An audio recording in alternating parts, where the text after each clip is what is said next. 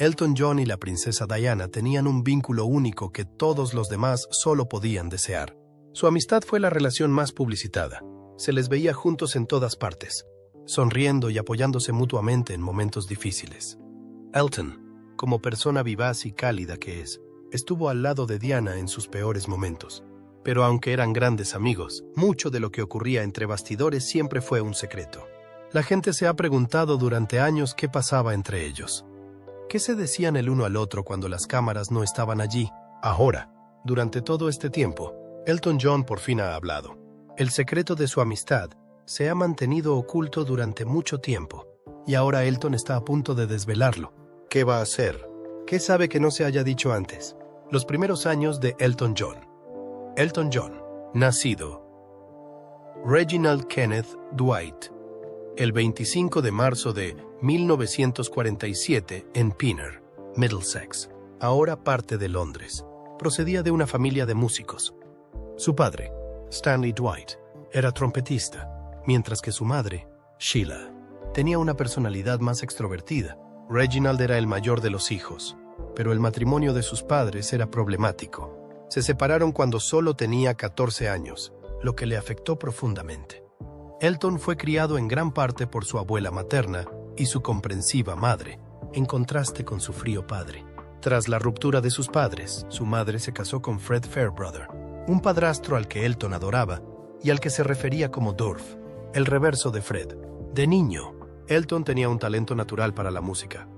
Empezó a tocar el piano de niño y, a los 11 años, ganó una beca para asistir a la Royal Academy of Music, pero no era un estudiante normal. Elton solía faltar a clase para viajar por Londres en metro y no le gustaba ir a clases de música clásica porque eran aburridas. A pesar de ello, aprobaría los exámenes sin problemas gracias a su habilidad natural. A los 17 años, Elton abandonó los estudios en vísperas del bachillerato para dedicarse a la música, para consternación de su padre. Su padre deseaba que encontrara una carrera más segura, como trabajar en un banco, pero Elton tenía otras aspiraciones. Comenzó a actuar en un pub local, interpretando números populares junto a sus propias obras. A los 15 años se unió a una banda, llamada Bluesology, donde empezó a ganar aún más fama. La vida de Elton dio un giro en 1967, cuando respondió a un anuncio en una revista musical. Conoció a Bernie Taupin, un letrista que había compuesto algunas letras sin música. Ambos congeniaron de inmediato, y Elton escribió melodías para las letras de Bernie. Esta asociación resultó ser el comienzo de una de las mayores colaboraciones de la historia de la música. Elton se rebautizó a sí mismo como Elton John en honor de dos miembros de la banda, y posteriormente añadió legalmente Hércules en honor a un personaje favorito de la televisión.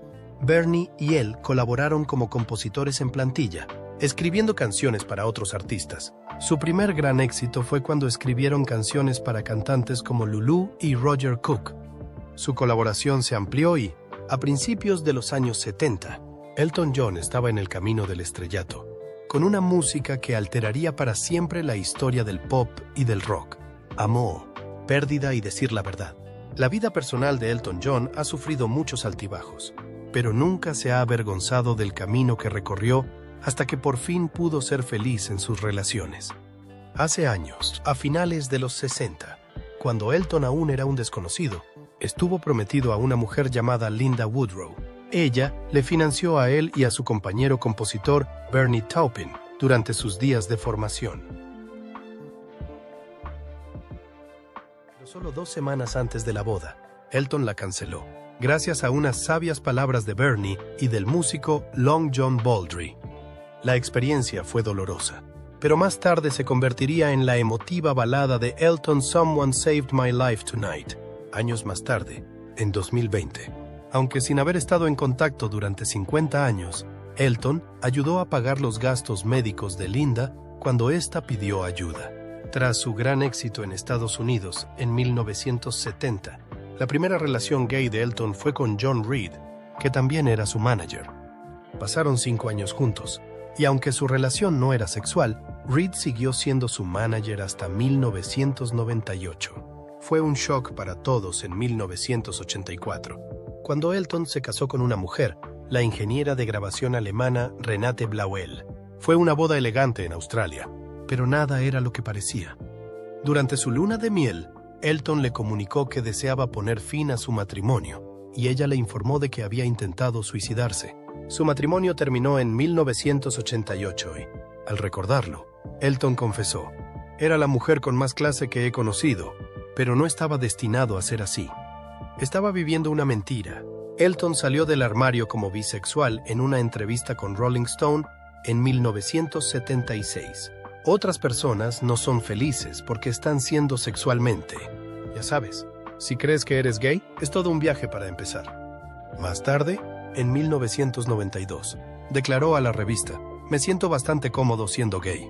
En 1993, Elton conoció a David Furnish, un cineasta de Toronto. Fueron fuertes desde el principio. El 21 de diciembre de 2005, entraron en vigor en el Reino Unido las Date Civil Partnerships. Formalizaron su unión. Y cuando el matrimonio entre personas del mismo sexo entró en vigor en 2014, se volvieron a casar en el aniversario de su unión civil. También tienen 2 hijos por gestación subrogada, Zachary y Elijah, y son padrinos de algunos vástagos de famosos, como Brooklyn y Romeo Beckham. Elton nunca ha tenido miedo de hablar claro. En una ocasión comentó en The Observer: «La religión siempre ha intentado volcar el odio hacia los homosexuales. Convierte a la gente en odiosos lemmings». También ha recibido amenazas de muerte por cosas que dijo, como nombrar a Jesús como un gay compasivo y superinteligente. Incluso durante el alboroto, Elton sigue siendo un firme defensor del amor, la igualdad y la honestidad. El lujoso estilo de vida y los hábitos de gasto de Elton John. Elton John es famoso no solo por sus canciones y su escandalosa ropa de escena, también es conocido por vivir opulentamente. En 2009, la lista de ricos del Sunday Times cifraba su patrimonio neto en 175 millones de libras, unos 265 millones de dólares, lo que le convertía en uno de los británicos más ricos. En 2019, su patrimonio neto se había disparado hasta la impresionante cifra de 320 millones de libras, lo que le situaba entre las 10 personalidades más ricas de la industria musical británica. Tiene varias casas fabulosas por todo el mundo. Su hogar principal, Woodside and Old Windsor, hasta impresionantes lugares en Londres, Los Ángeles, Atlanta, Venecia y Niza. Su residencia francesa se encuentra en el lujoso Montbaron. Además de todas esas propiedades, Elton es un ávido entusiasta del arte. Es especialmente famoso por adquirir fotografías, y se dice que posee una de las mayores colecciones fotográficas privadas del mundo. Pero no se trata solo de tener cosas. Elton tampoco es reacio a gastar. En una entrevista del año 2000, confesó sin tapujos haber gastado 30 millones de libras en menos de 2 años. Eso es alrededor de 1,5 millones de libras al mes. Una parte fue a parar a casas, pero supuestamente también gastó cerca de 293,000 libras solo en flores en ese periodo. En 2001, al darse cuenta de que apenas tenía tiempo para disfrutar de sus coches de lujo, Elton subastó 20 de ellos en Christie's. Uno de esos coches fue un Jaguar XJ 220 de 1993, que se vendió por 2.347, 750 libras. La venta completa recaudó casi 2 millones de libras. 2 años después, en 2003, subastó el interior de su residencia de Holland Park para dar cabida a una mayor parte de su colección de arte contemporáneo. Desde 2004, Elton, que no dejaba de pensar en cómo devolver algo a la sociedad, gestiona una tienda pop-up anual, conocida como Elton's Closet, en la que subasta su ropa de segunda mano para donar fondos a organizaciones benéficas. Su nombre apareció en los Pandora Papers en 2021, una filtración masiva que revelaba que famosos y políticos habían utilizado paraísos fiscales. Los primeros años de la princesa Diana.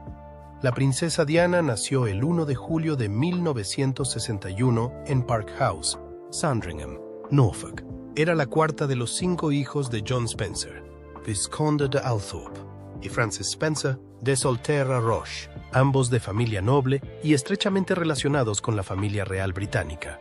De hecho, todas las abuelas de Diana habían sido damas de honor de la reina Isabel, la reina madre.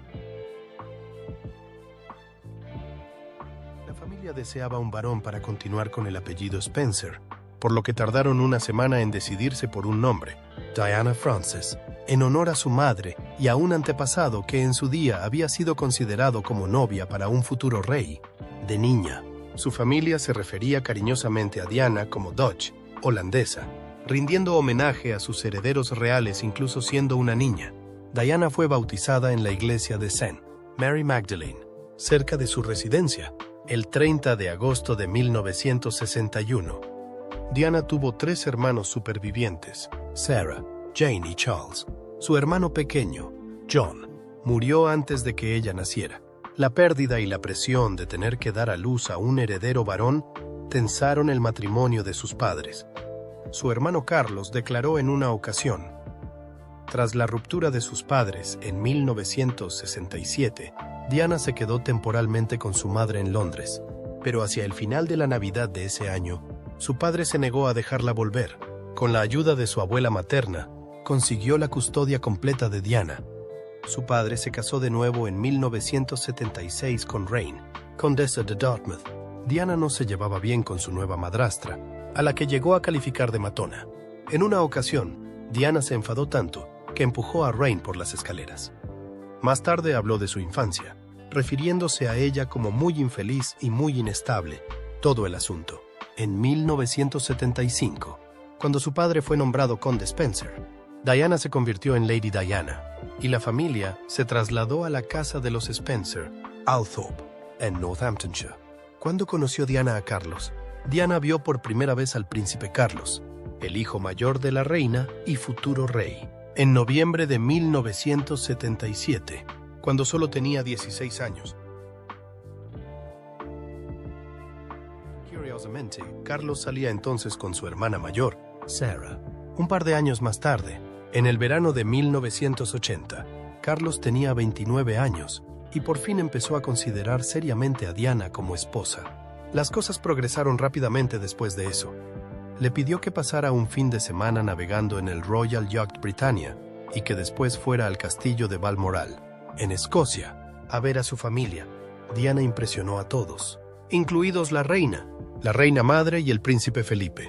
Posteriormente, Carlos empezó a verla con regularidad en Londres y el 6 de febrero de 1981 le propuso matrimonio en el castillo de Windsor. Diana aceptó, pero mantuvo el secreto durante más de 2 semanas. Su compromiso se anunció formalmente el 24 de febrero de 1981. Diana, que entonces era ayudante de parvulario, eligió su propio anillo de compromiso. Vivió en Clarence House y posteriormente en el Palacio de Buckingham, donde pasó los meses previos a la boda.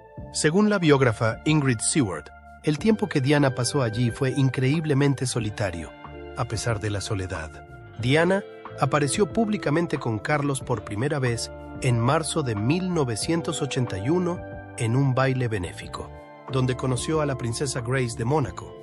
Diana rompió la tradición al ser la primera inglesa que se casaba con el futuro rey en más de 300 años, y la primera novia real que había trabajado a cambio de un sueldo antes de comprometerse. El 29 de julio de 1981, Carlos se casó con Diana en la Catedral de St. Paul's Cathedral en lo que el mundo llamó una boda de cuento de hadas. Ella tenía 20 años. Se calcula que 750 millones de espectadores vieron la boda por televisión. Cientos mil fieles hicieron cola en las calles. En el altar, Diana invirtió accidentalmente los nombres de Carlos, refiriéndose a él como Felipe Carlos en lugar de Carlos Felipe, y decidió omitir el habitual voto de obediencia, un paso sorprendente y radical en la época. Llevaba un vestido que costaba 9,000 libras, con una llamativa cola de 7 metros de largo. Pocos años después de su boda, la reina la introdujo en la familia, permitiéndole llevar la tiara del nudo de enamorado de la reina María y concediéndole la Orden Real de Isabel II.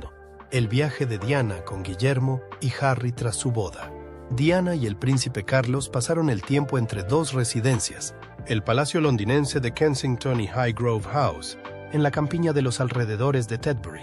El 5 de noviembre de 1981, unos meses después de la boda, La familia real anunció con alegría que Diana estaba embarazada de su primer hijo. Pero entre bastidores no todo fue coser y cantar. Con solo 12 semanas de embarazo, Diana se cayó por una escalera en Sandringham. A pesar de las contusiones, el feto estaba bien. Más tarde, Diana confesó que se había tirado por las escaleras porque se sentía inadecuada. Fue un grito de auxilio en un momento muy solitario y emotivo. El 21 de junio de 1982, Diana dio a luz a su primer hijo, el príncipe Guillermo. Tras la maternidad, también sufrió depresión posparto, un tema del que no se hablaba a menudo en los círculos reales de la época. A pesar de todo, Diana siguió siendo una mujer muy activa. Sorprendió a muchos, llevándose a Guillermo con ella en su primera gran gira real a Australia y Nueva Zelanda. Al principio no tenía intención de hacerlo, pero el primer ministro australiano, Malcolm Fraser, la convenció. Su elección fue muy aplaudida y le granjeó aún más la simpatía del público. 2 años después, el 15 de septiembre de 1984, Diana dio a luz a su segundo hijo, el príncipe Harry. En una ocasión se dijo que ella y Charles estaban muy unidos cuando estaba embarazada de Harry. Sabía que esperaba un niño, pero se negó a decírselo a nadie, y menos aún a Carlos, que anhelaba tener una hija. Diana desafió la tradición en su forma de ser madre. Puso nombre a sus 2 hijos. Despidió a la niñera real y contrató a la suya propia. Eligió sus colegios y atuendos, e incluso los llevó ella misma al colegio siempre que le fue posible. Su vida estaba dictada por la de ellos. Una vez bromeó diciendo que Harry era travieso, como yo, y se refirió a Guillermo como mi pequeño viejo sabio, alguien en quien confiaba emocionalmente cuando era un adolescente. 5 años después de su boda, las fisuras entre Diana y Carlos eran imposibles de pasar por alto. Sus naturalezas estaban en conflicto. La diferencia de edad era evidente, y ambos se sentían cada vez más separados. En 1986, Diana había iniciado un romance con James Hewitt, el antiguo maestro de escritura de la familia, mientras que Carlos había reavivado su pasada pasión con Camilla Parker Bowles. Durante años, se rumoreó que Hewitt podría ser el padre del príncipe Harry debido a su parecido, pero esto se desmintió sistemáticamente. En realidad, Harry nació 2 años antes de que Diana y Hewitt iniciaran su romance. En 1987, no había duda de que las cosas no iban bien entre Diana y Carlos, y la prensa empezó a referirse a ellos como los Gloms por sus frías y torpes apariciones públicas.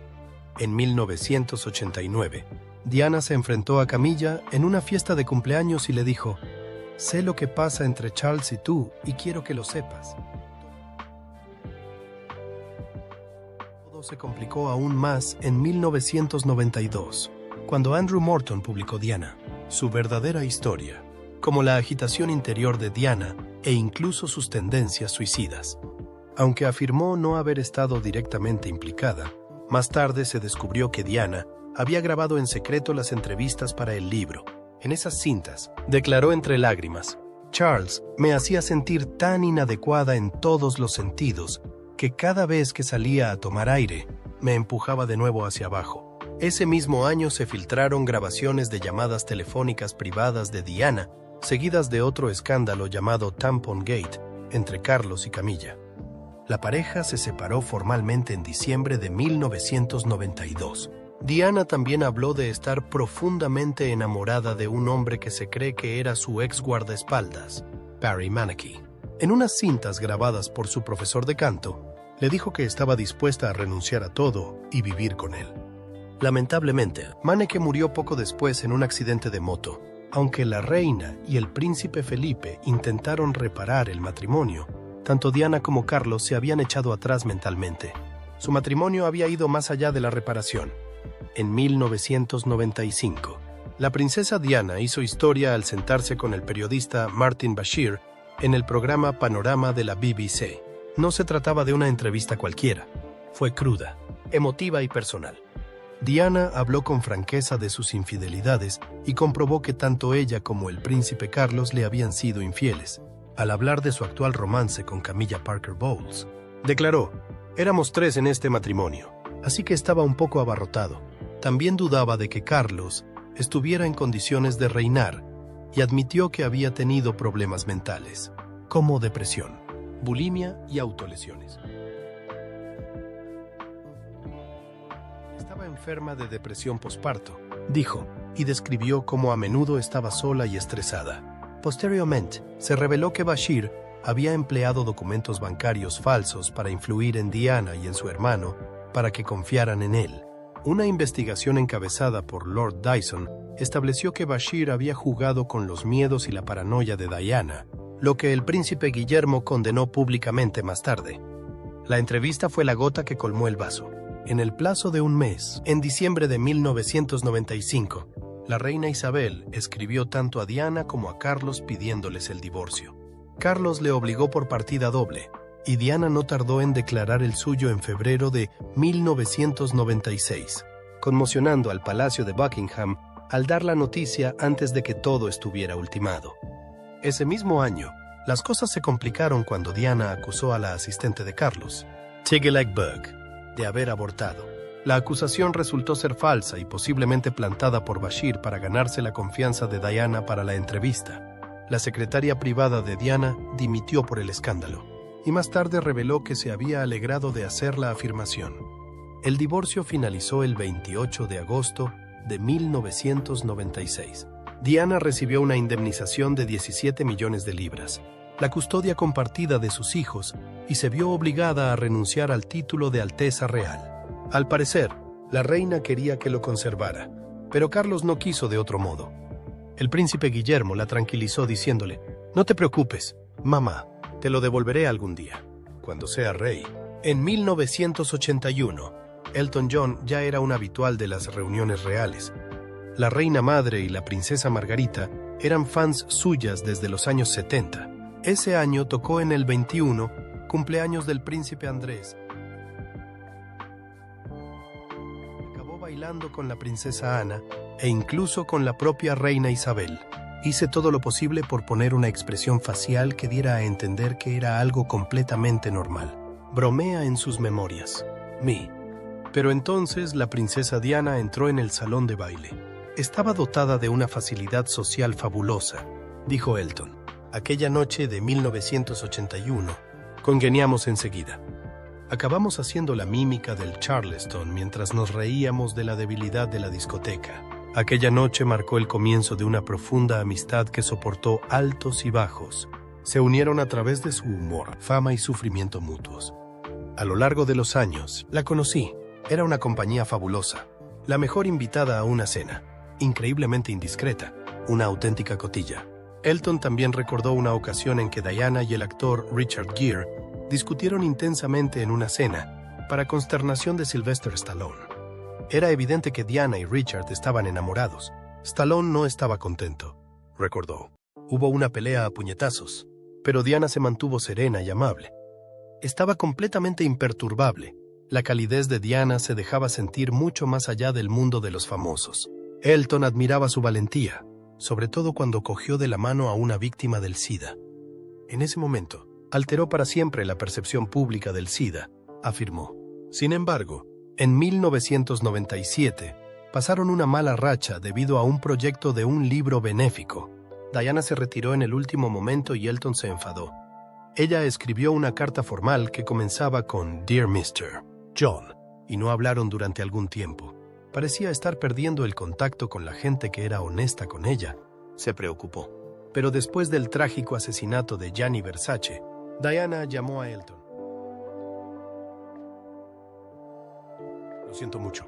Fue una pelea tonta. Seamos amigos, dijo. Se reencontraron. Se rieron e hicieron planes para volver a verse. Lamentablemente, ese encuentro nunca se produjo. Muerte de la princesa Diana, el 31 de agosto de 1997. Diana, princesa de Gales, muere en un accidente de coche en el túnel del Puente del Alma de París. Su chofer intentaba huir de los paparazzi, y en el accidente también murieron su acompañante Dodi Fayed y el chofer de ambos, Henri Paul.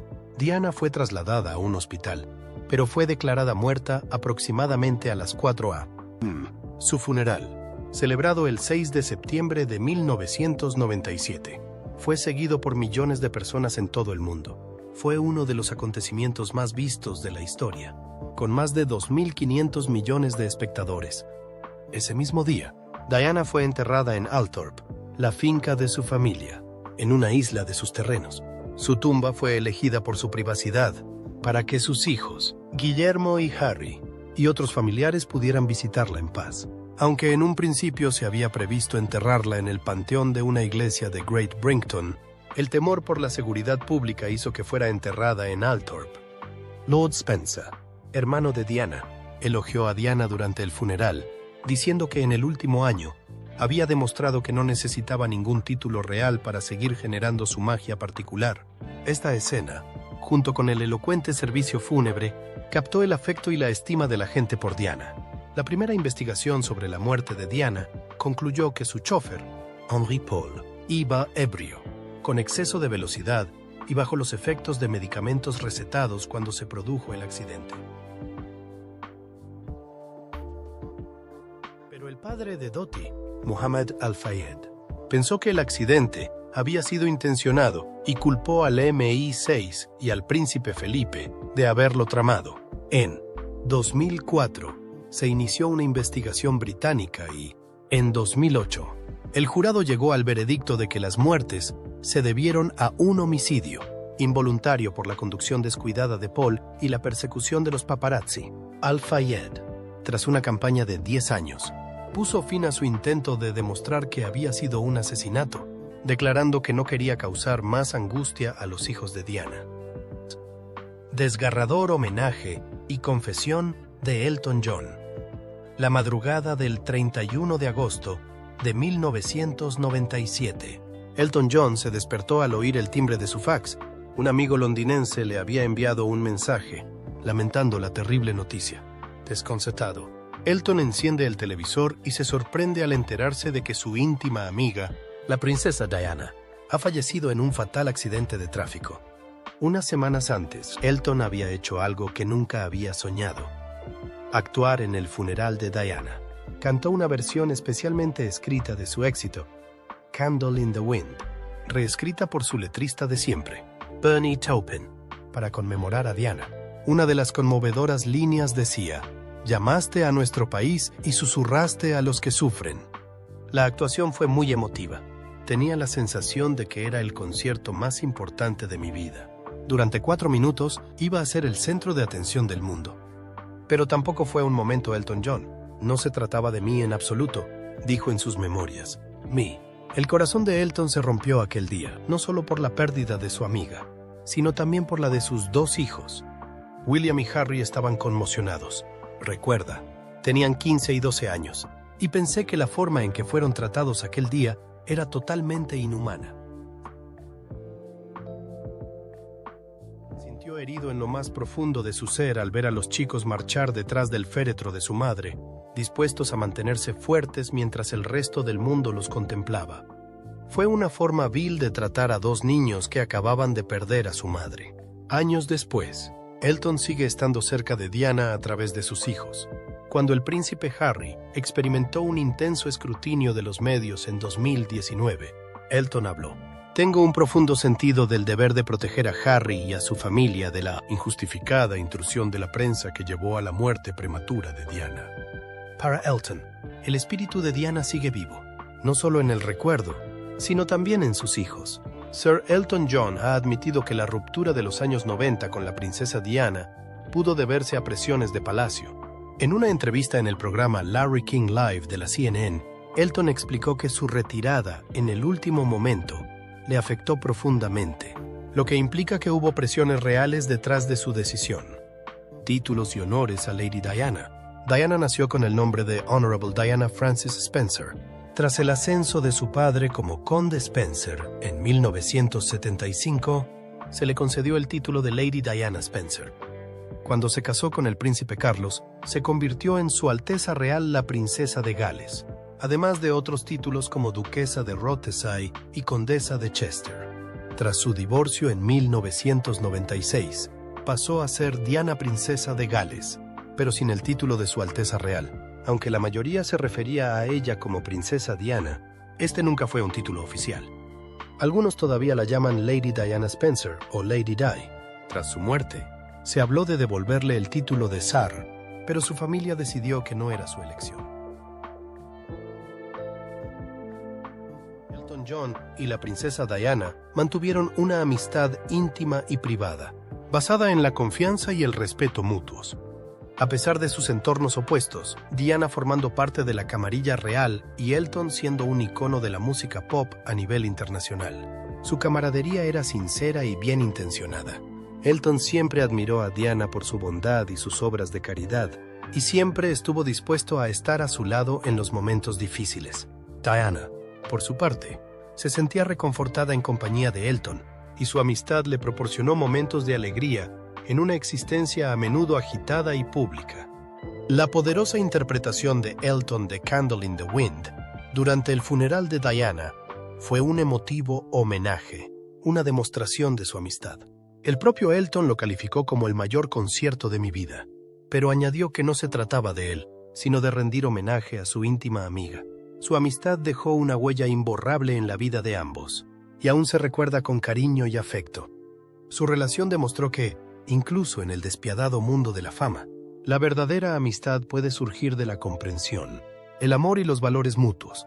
Si te ha gustado conocer su magnífica amistad, no dejes de darle a me gusta a este video y suscribirte a nuestro canal para saber más.